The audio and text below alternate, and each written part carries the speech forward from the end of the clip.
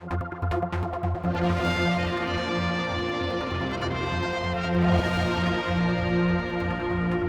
me here in the studio today, an old friend, Charlie Lambert, who's back on the Isle of Man with this brand new book, TT Talking. And of course, Charlie, for many years, I mean, we go back to the Island Games, that far back when you came over. You've been doing TT for BBC, Manx Radio. Mm-hmm.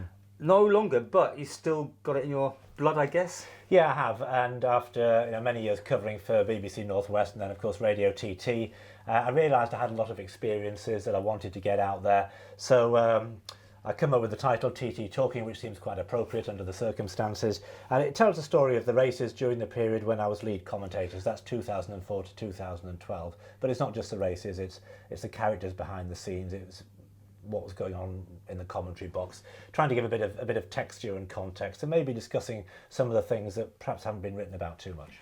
Did you always think about writing that book, or was that come since you had to go back and think about these things? Well, my first year was pretty chaotic because it was 2004 and it was quite controversial because Jeff Cannell, who was one of the great names of all time of TT broadcasting, had been stood down by Manx Radio as lead commentator, and I was brought in to take his place. So there was quite a bit of bitterness washing around. Yes. And I just began making some notes about what was going on at the time.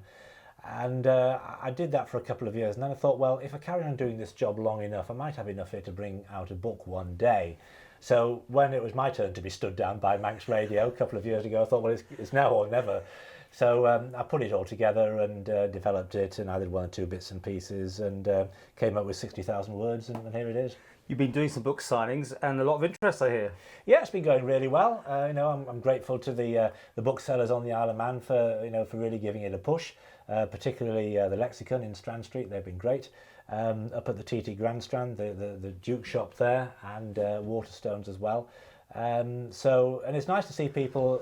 Obviously it's great when people come in and buy a copy, but it's also nice when people just pop in and just have a chat and talk about some of the broadcasts, and a lot of them are quite complimentary about my contribution to the TT, which is really nice to hear.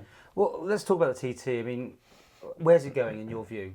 Good places? Oh yeah, I think so. I mean, I think you can never be complacent because threats to the TT come from all sorts of different directions, whether they be financial or political or to do with insurance, environmental. You can find villains lurking behind every tree. But I think that since 2007 and the centenary, the whole aspect of the TT has changed. Its game has been upped. Paul Phillips and his team have done a fantastic job in marketing it. And when you see people like Josh Brooks coming here to race, that really makes you feel that the TT is going places. I think one of the big changes since I began in 2004 has been the fact that road racing has now become a really well-established, well-respected form of motorsport in its own right, with the Isle of Man leading the way.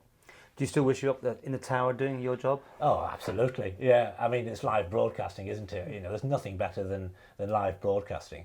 And if you're interested in the TT, there's nothing better than being the lead commentator. I think it's very pressurised. I mean, I suppose I'm far more relaxed and enjoying the TT this year than I am when your head's constantly swimming, thinking about what can go wrong next. But I think broadcasters, they thrive on the challenge of live broadcasting and not knowing what's happening next. So yeah, I do miss it. I mean, I have to ask you, I mean, looking back on it, it didn't seem particularly well planned the way your departure came about. And we did an interview on Skype, which was a very moving interview. You were quite emotional about it. It was too moving, really, Paul. I don't know. I think it was the way it was. I mean, how do you look at it now? Well, I think it was unfortunate. The fact that I was stood down only 6 weeks before the races didn't help because I'd done a huge amount of work in preparation because I was preparing year on year, and also meant when the TT started I was really feeling a bit raw about the whole thing. But I make no apology for the fact that it meant a lot to me to be doing the job, and I think it's really important that whoever does work on the broadcasting, it should matter to them because it matters to everybody who's listening or everybody who's watching on TV. It matters to them, so you're not going to connect with them if it doesn't mean the damn thing to you. So yeah, it was a bit raw at the time, but I completely understand that finances rule the roost, and it's not just in the Isle of Man; it's the same in the UK. A lot of people are finding that the opportunities just aren't there. I don't think Manx Radio wanted to get rid of me. I'm sure Anthony Pugh, the head of Manx Radio, didn't want to, but his hand was forced by the financial constraints, and he just can't argue with that. You're still coming over.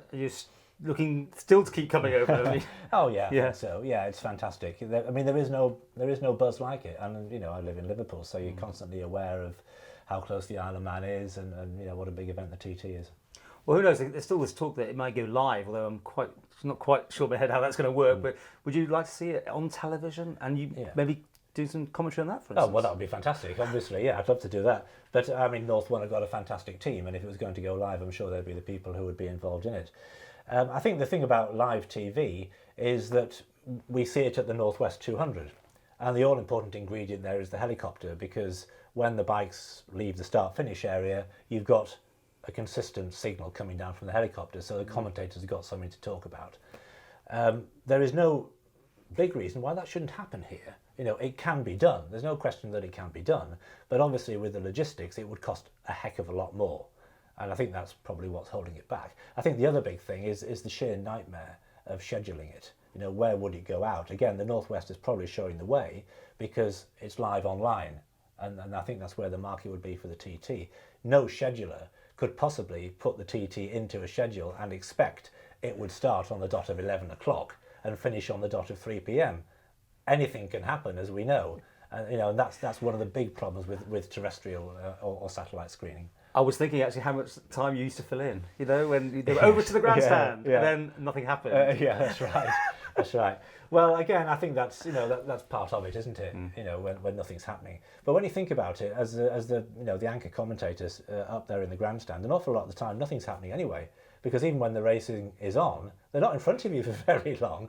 So you find ways to fill, and that's one of the great delights about it. When I was doing the job, I'd try to find little snippets of information everywhere and anywhere, and I'd squirrel them away and I'd have them handy, and it might only fill 30 seconds, but that might be the 30 seconds that somebody remembers for the rest of the day. And some of it has made it to the book. One more time, it's available, presumably online as well. You can get it everywhere, can you? Yeah, you can get it from Amazon, which is probably the quickest. I'll get it to you the next day, and of course all the shops down Strand Street. Okay, well, have a lovely TT. Thank you. And there's the book to go and get.